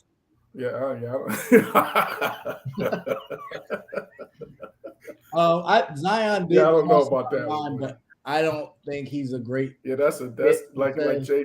That's one injury risk for another. I'm not sure that much. It's a young injury risk. And California, I don't like it. Now, y'all mentioned someone, and I don't know if they would do it because it's the direct competition, but DeAndre Ayton wants a max deal. And so but that's within the division. I hear that'd you. Be rough. I don't know if Phoenix does that, but there's a way to save some money because you could probably get Draymond's contract is up there, but I think his Ayton is such a big part of their game, though, man. But we know that owner has been known to be cheap. So you never know. And they've paid some people, and they got some. That's what I'm saying. So he might just say, like, "Look, the bank is closed. Like, this is all I'm willing to spend." So he ain't getting the bag. So that's definitely a possibility. So I think Golden State has options because they have pieces. And why is this kept? Klay Thompson isn't untouchable to me. I don't know that we're going to see the Klay Thompson. You got to trade one of them guys, like either Draymond or Klay. One of them is going to have to go. So I think I trade Klay before I trade Draymond, just because number one, defense, and number two, health reasons. And I just don't know if I believe Draymond in Klay Thompson's health. Like, who knows how much, who knows if his body's going to start breaking down, because we know that, he's another guy that likes the snacks too. He can fluctuate with his weight as well. So we don't know with his health if he's going to start having health challenges as well. Well, that's true. And that's why I don't think the window's closed, but I do think it is closing. Yeah. For sure. So we're going to switch over really quickly. And I got another topic that came up, I think, while we were on air. And so I did want to get you guys' thoughts on it, and I'm trying to find it real quick. Is that the trade? Yeah. So, or I don't know what trade you're talking about, but Cleveland, who has, they have a Baker problem at this moment, and they already did a deal with Houston, but reports are they're trying to go and get Brandon Cooks. And I'm curious to know what you guys think, and maybe the Baker for Cooks could be a potential swap that gets done. But would Brandon Cooks move the needle for Cleveland in the Pac division and in the Pac conference? I'll start with you, Jay. Man, put him up along with Amari Cooper, and probably Cooper takes some of the pressure off of Cooks. Maybe take the double team off of him, maybe, or something like that. Yeah, man. Obviously, I think he definitely upgrades. I definitely think he upgrades Cleveland, and he also has a rapport with Deshaun Watson. So, I think that's a slam dunk, honestly, for those guys. And for Houston, I'm not sold up Baker Mayfield. I just think I'd rather have picks at this point than Baker. Get more, but that's so disrespectful to me to Baker Mayfield. Like, it is disrespectful to go from the Browns. Come on, Baker hasn't. Don't get me wrong. I'm not the biggest Baker fan, but you're trading me for Brandon Cooks. Like, you can't. And does he even have a no trade clause in his contract? No, not at all. Oh, he's just screwed. Yeah, they can say whatever you want. So you think that would be a slight? Because we're saying Matt Ryan go for if I'm Houston, I'm doing that in a heartbeat. But if I'm Cleveland, like, you're telling me that I can't get more than a third wide receiver for a starting quarterback. Like, he's still a starting quarterback in this league. Barely, and I'm a Baker. But honestly, does he really move the needle for Houston in a rebuild? I mean, does he move? I didn't have a draft pick. You gotta, to me, if I'm Cleveland, like, I gotta try to get more than that. I don't know. Maybe it's just me. But you gotta understand. People know you got. I know his market, and right. I understand his market value is at an all-time low, but it's not even so much that. It's not even a whole lot of teams out there that I think would even be willing to trade for Baker. But I guess so. I guess that's part of it too. It just seemed like, man, to me, if that's what the market is for Baker Mayfield, then he is a backup. Like, you can't. Yeah, no, absolutely. I agree. I just think the market is so low, and his talent is just not proven that it's going to be very difficult for them to get the kind of whatever it is they're expecting to get from him. I mean, he's still, in my opinion, Baker's kind of a mid-level guy. He's not a great guy. It's okay. And Kenny, to that point, if you can get quarterback taken care of, you believe Baker's a starter. You got the 3 and the 13. You can replace Brandon Cooks at 13 if you need to. Oh no, I'm not mad at Houston. I said if I'm Houston, I'm doing that in a heartbeat, because to me that's getting you're barely giving up anything for a guy that you could plug in and be your starting quarterback. So to me, it's a no-brainer from the Houston side. I'm saying from the Cleveland side, like I would think I'd have to get some more. Try to get more. Yeah, you're not getting 13 back. You might get a 5th or 6th back with Brandon. Yeah, I mean, yeah. To me, you got to at least get like maybe a 3rd or a 4th to go along with that. Ooh, that's expensive. And you're not getting that. Not from Houston. You're not getting that from Houston. Well, I say that, but this is also the same team that gave up D-Hop for Johnson. So whatever. Nobody doing that. No, I don't like Baker or Kyler at this point, but I'm not. But I take Kyler over Baker in a heartbeat. I'll take Kyler over Baker too. But what does Cleveland do with Kyler? Like, they have Deshaun, so yeah. That doesn't work exactly. At all. Maybe if you ship them to Houston and then they ship them, but that's just going on. Yeah, do a 3-team. I think if Houston trades for Baker Mayfield, they immediately insert him as a starter. As much as they talk about they love Davis Mills, I don't think that they trade for him and not start him. But if you trade him for Brandon Cooks, then who the heck does he throw the ball to? That's a great question. Nobody.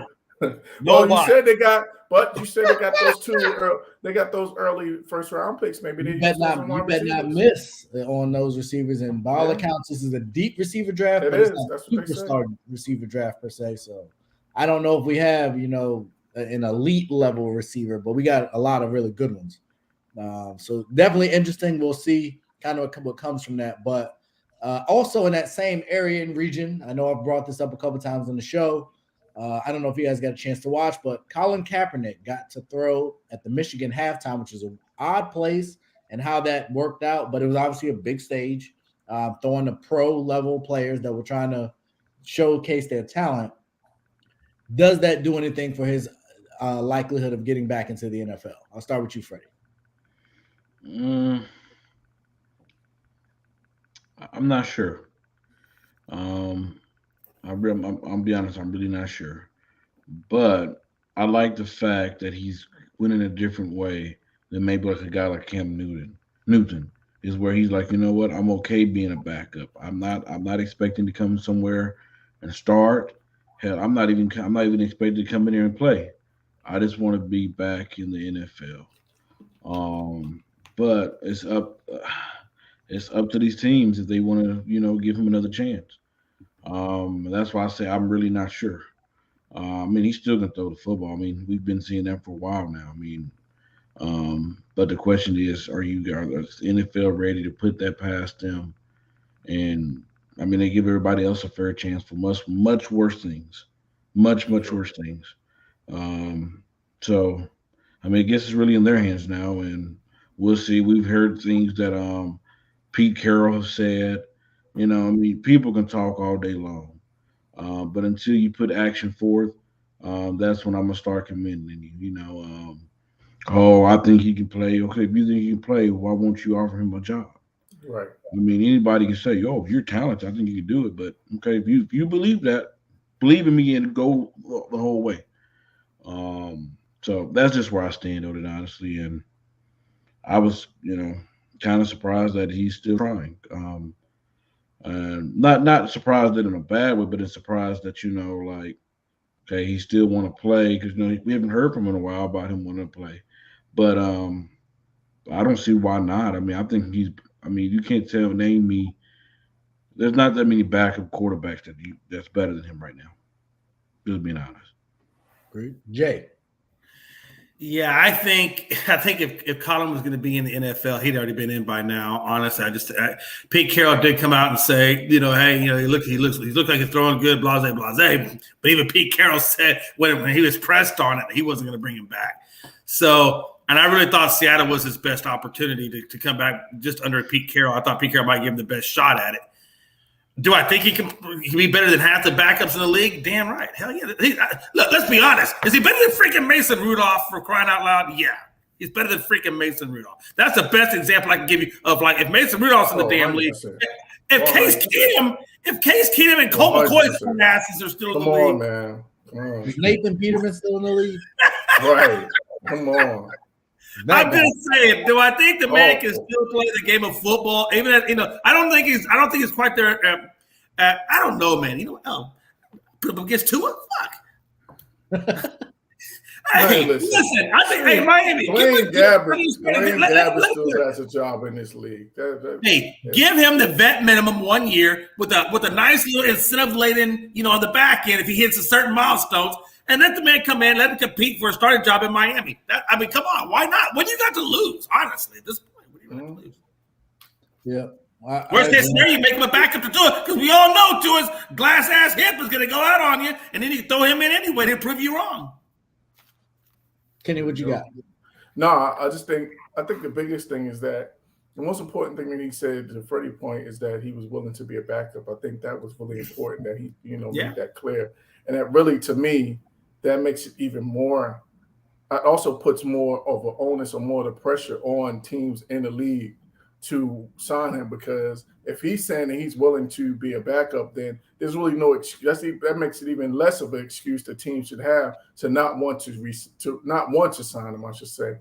And then also I want to give shout out to Jim Harbaugh for giving him that opportunity, because he didn't have to do that. He extended his platform to Colin Kaepernick, so I really want to salute him for that.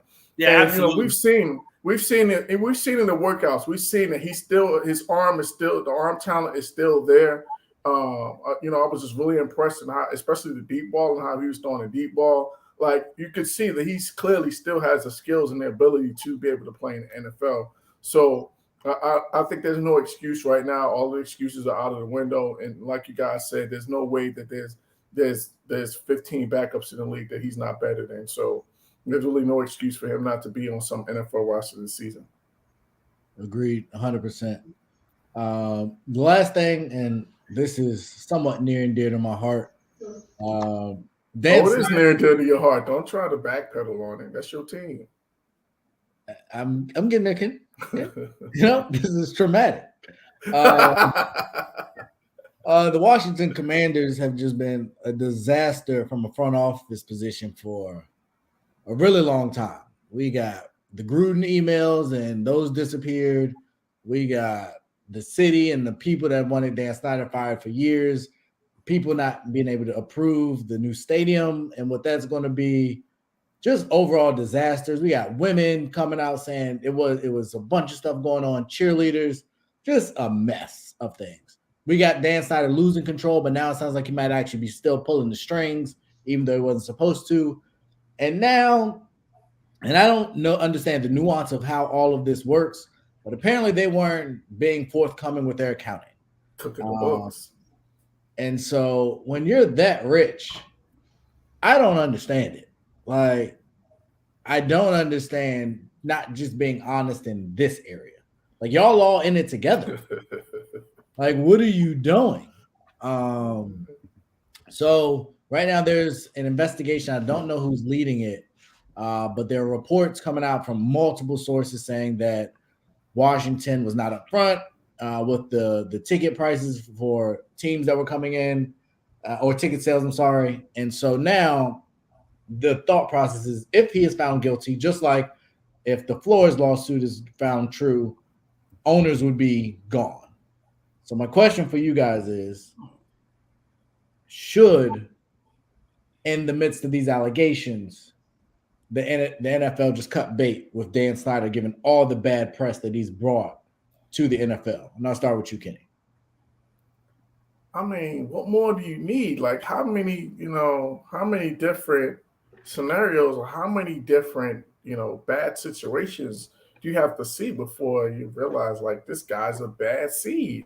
Like, I mean, I don't understand. Like, it just seems like it's, time after time, we're just seeing things come out. Like, and this organization it's just been terrible from, the front office and how it's being run. And there's nobody that's more of a culprit than Dan Snyder. Now, don't get me wrong. Like, he makes Jerry Jones look like the patron saint. Like, I'm just like, man, like, so I don't know. Like, I guess to me, this has to be, if this is proven true, to me, this has to be the last straw. Because if you're cooking the books, like, to me, that's the ultimate, I shouldn't say the ultimate, because if, teams is, with Miami, I think his situation is even worse. If he was incentivizing the coach to lose games, I think that's worse. But with this situation, to me, this is something to where, and I'm not even sure like how he benefits from it. Like Ray, like you were saying, like what financial gain do you get from misstating attendance records? Like I don't get that at all. So just to me, I think that it's just to me, it should be the last straw. I think it should be, enough is enough, where you just have to say enough, we've had enough of your shenanigans and get up, it's time for you to get up out of here. So to me, I think this is the last straw. And if there's anything that's going to say that it's time for them for Dan Snyder to sell the team, is if this comes out to be true. And just for clarity, it is the same organization. So this is Congress. This isn't just some random investigation. This is the House Oversight Committee that is looking into the allegations. And so it started with the sexual harassment, and they were saying they wanted them to release that. But now it's expanded, and this is how they always get you. All the kingpins, all the everybody, they follow the money. And so now they're looking into the books. And typically if this report has been leaked, it's because someone's pretty confident that they have the information to make it stick. But I'll keep it moving along. Freddie, your thoughts? I'm with Kenny. How much more do you need? How long will you allow this to continue in NFL? The NFL throws down the hammer on things sometimes when they don't need to. Right. Sometimes too hard. Right. But when things like this, you let just pass by. Come on, man. I'm not just talking about this incident, past incidents as well. But we can talk about that all day long. I just want to talk about what needs to happen. If you're going to remove these owners, minorities need to take place. We need to make sure of that because we always talk about change. I always talk about it. The NFL want to put rules about it. They want to put you got to do this, you got to do that. No. I don't want to. Okay. Let's. It don't need to stop with the coaches. It don't need to stop with the general managers. It need to start with the owners. So I would like that Denver Bronco ownership position. I would love to see that a minority. If you do find that investigation with the Miami Dolphins true, I'd like to see that be a minority. Same here with Washington. Hell, most of the leagues that would bring you 3 teams right there. It's a start. Hell, even just getting one in the door, it's a start. Because we know what the process is. You have to get all these, when a minority or somebody come by a team, it don't matter who it is, you have to get voted in. And what are the chances of minority getting voted in right now? It's very slim. Guess what? You have those older people in those positions that are still stuck in their ways. They won't verbally say it, but they're still stuck in their ways. Their actions prove it. They don't have to say it. Yeah. So it's time, and we keep saying it's time for a change, but until the NFL is ready to make that change, they'll make that change. We've had people protest it, talk about it, and all that. I mean, they'll get good for a little bit, and then here comes another incident. Because watch this, when football starts next year, nobody's talking about Brian Flores anymore. I mean, let's be honest, they're not talking about it. That stuff died down. When the NFL season comes around next year, guess what? We're gonna be too focused about the games. So I mean, until then, we're gonna continue to get this. This won't be the last situation. Jay? Yeah, first of all, I still like to believe I want to give everybody the same benefit of the doubt. Look, there's a lot of accusations, not accolades, certainly pointing at David Snyder, certainly. But we also got to remember too, guys. There was a lot of allegations brought up against Deshaun Watson, and he was proven innocent. So I guess for me is I want to see the conviction first. And then if he's convicted on these things and the oversight committee comes back and says, hey, Dan Snyder, we've got enough evidence to go ahead and convict you on this. Now it's no longer an allegation. Now it's a legitimate fact. And it may be a fact, but I want to see them convict him first. And then if that's the case, then yeah, absolutely. I think it's time to get him out, just like Brian Flores. Hey, if you're guilty, get him out and put somebody else in. I just want the conviction first before I start saying it's time to just get this man out of there. I think we all agree on that, though, Jay. Yeah, no, that's what I'm saying. So if this allegation is true, then absolutely, of course, it's time to move on. Jay, I agree with you on that. But I believe the NFL is hiding some stuff, not about this incident. I'm just talking about, the John Gruden situation. Yeah. John Gruden was not the only person sending those emails. There's a reason the NFL don't want those emails leaked out. Oh, I agree. I don't disagree with you. 100%. Because what it's going to do is going to hurt the brand. The NFL do one thing they will not do. They will not allow their brand to be hurt. Protect the shield. Yeah, that's. Yeah, and the thing about it is, the thing about it really to me is this. This is the way I look, and I guess it's my opposite brain looking at it. Is we say it's going to hurt the brand, but I don't know, man. I think if it gets exposed and something comes positively out of it, and I think the NFL can almost damn near be rebranded. Well, I think to your point, though, Jay, I think that's what would have to happen in order. Yeah, absolutely, and I'm okay with rebranding. I'm okay with that. Like to be honest, it's going to take something like that in order for us to see the change that we're looking for. Yeah, absolutely. I think we need to rebrand it. We need to rebrand it and give everybody a fair shake at everything. And then, and like you said, minorities need to be involved. Everybody needs to be involved, and it just needs to be a fair shake, And I don't know, maybe they got to put systems in place. I don't know. I'm not that smart, but I do think a fresh start with everybody inclusive in on all races inclusive in on it. And we all, if you have a unified front, then you're going to make a damn good product for everybody. Right. I think the follow-up to that, or the difference, Jay, and I'm 100% on, they're just allegations. Right. I think the difference for me in this Snyder situation is, one, he has a history of doing some shady stuff. So I think the two situations are different there. And then also, this was something that was turned over by somebody inside. So this wasn't just some random person that he had an interaction with. This was somebody within, it seems like, the organization that turned over this information. Maybe to protect themselves, maybe they had an axe to grind, but that to me is a little different from the other situation. I'm not going to get into all of that. But I think that is the difference. But I agree with you. We do got to wait until this plays out.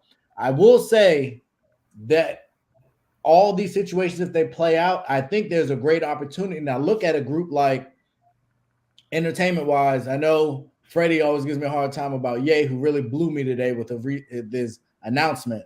But if you can get a collective, we've seen Jay-Z put on a halftime performance. We saw Dr. Dre perform at halftime. You have somebody with Ye and his reach and his monetary value. And then even if you add in, a Diddy or somebody else, a Tyler Perry, they have the resources and I think liquid capital to make a strong push for any of those teams.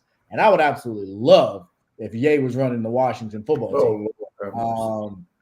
Or even Miami, because he and Diddy are in Miami a lot. So if we could get Ross out of there and get that collective to spearhead it, or even an Elon Musk who just bought 9% of Twitter, who's running around, and obviously he has the pockets to do it. I think those kind of young visionaries in the NFL would be great. And you guys talked about, I think, Kenny, you said it, there's a lot of stuff they don't want out. I think that's necessary to get the rebrand. Absolutely. I think the rebrand doesn't happen unless you have a reason to rebrand. So I think hopefully through these investigations, and imagine you guys said the Shield can't be impacted, but if you have the Snyder stuff come out, both this the sexual part come out, you have the keeping of the money come out, you have the Stephen Ross stuff come out, and there's other people that you talked about, Brian Flores dying down. I heard 2 coaches have joined that lawsuit. So I think it's quiet because it's not football season. We got college basketball, we got the NBA, we got baseball in their lockout ending. But as we get back into training camp and some of these teams are starting to report and certain people are starting to get cameras and microphones put in their face, I believe they are people that are willing to speak up. So I think it's quiet just because we don't have a lot of resolution. But as things begin to ramp up and people, start digging into more stuff, and as these congressional hearings continue to take place and leaks happen, because we know there's the government is good for some leaks. Got that right. If documents and stuff start leaking, I think John Gruden still has a lawsuit as well. Yes. That they're trying to drag out. So there's a whole lot of potential issues that they're going to have to deal with. And if those start hitting at similar times, the NFL is going to have to quickly make a decision on some of these situations. And I think that will be beneficial to rebrand because the NFL definitely needs a rebrand. Real quick, before we wrap up, Kansas has cut it to 10. They just got an and 1, so it looks like they'll have a chance to cut it down to 7. And I think they're going to break with 15 seconds left. So Kansas has come out like gangbusters here in the second half and got it down to single digits pretty quickly. But before we get out of here, guys, and we can finish watching the game maybe in real time or whatever you have, any other thoughts, anything you guys want to say? Freddie, I know you got some new stuff coming. You got some a trip you might be taking here soon. You've released some videos. Did you want to tell the people anything? Man, just keep your eye out over here at the ASAP Network. Freddie, can you say it with some enthusiasm to make them actually want to do it? That's true, Freddie. Right now, I thought I was going to the dentist. Look, the man is broken. His Lakers are finished. That's true. That's true. Just keep your eye open over here at the ASAP Network. We're doing a lot of big things. Just covered our very first broadcast, our very first football game. Created a lot more opportunities. But we just got to see if they're going to fall through. But just keep your eyes open, man, and we're close. Okay. Jay, what you got for the people? Hey, listen, just, like I said, unscripted. We're still doing our thing. Tuesdays, Thursdays, and Saturdays. Give us a shout out. Tuesdays and Thursdays, 7 o'clock on ASAP. And then, of course, Saturdays at 8. And as always, man, I love being on Real Talk, hanging out with you guys, man. A lot of good stuff in sports, man. I'm just excited, man. You know, we're with the playoffs coming up. Then we got baseball kicking off. I mean, damn, what a time to be alive. Oh, yeah. And Freddie is going to start watching baseball. I made that commitment this year that I'm going to watch baseball now. Freddie, I guess you're going to be an Atlanta Braves fan, right? Right now, Freddie, who's your team in baseball? I'm a Dodgers fan. I'm going Dodgers. LA. Oh, he's going Dodgers. Okay. Convenient. Wow, little stretch. Yeah. Hey, y'all, I was born out there, y'all, so y'all got to understand. Yeah, right. Hey, listen, I was born in Kansas. You don't see me sporting Jayhawks. Fair enough.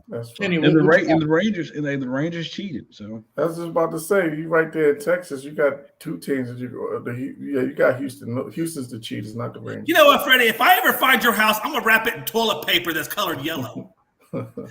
I bet you would. Yeah, now for me, just stay tuned, man. I'm bringing my podcast over to the Minds of Creativity, so be on the lookout for that. NK Radio Show. We're gonna be talking to the best of independent creatives. So be on the lookout for the video version of the NK Radio Show. I think we're gonna be debuting next week on Minds of Creativity. So stay tuned. Nice. You got something else, Kenny? Isn't something happening this Saturday? Oh yeah, Friday I'm getting married. Shout out to my fiance. So congratulations. Room on Friday. Thank you. Appreciate it. And my book will be out on May 1st. So be on the lookout for that as well. Dude, we got a lot of things going on. Man, dude, gonna be getting married, got a book, man. Hey, trying to be like Kenny when I grow up, man. Hey man, just trying to work. Hey, I heard Freddie's got a paint by numbers book coming out. And yeah, in closing for me, still doing, Fast Break. Definitely tune in on Friday nights at 10 Eastern. Also, the Bond Chronicles podcast is on Minds of Creativity as well every Monday at noon. And I'm just excited to be here and talk this stuff with y'all. They hit the free throw. One thing that Duke sucked at was they could not hit free throws down the stretch. So that definitely was, don't want to understate that. But 7-point game. North Carolina got to take this punch and they got to keep it rolling. So Hubert Davis got to settle them down, get them going. So y'all definitely tune in for that. We will be covering that on Thursday. I'm sure I will not be here Thursday. It's my birthday. Me the day before my wedding, so we're gonna be with the family. So we'll catch y'all next week. It's the last free night for Kenny. So I'm sure he will enjoy himself as well. But we would definitely be having full day coverage tomorrow, I'm sure, recapping tonight's game and throughout the week. So definitely tune in, like, share, subscribe, hit that bell so you get notified when we go live, because we love to get live on the ASAP network. So appreciate y'all. Have a great evening. Be safe and continue to love and cherish sports each and every day. Stay tuned. Take care. Yes, sir. Whole sports all plays. Whole sports all plays. Whole sports all plays.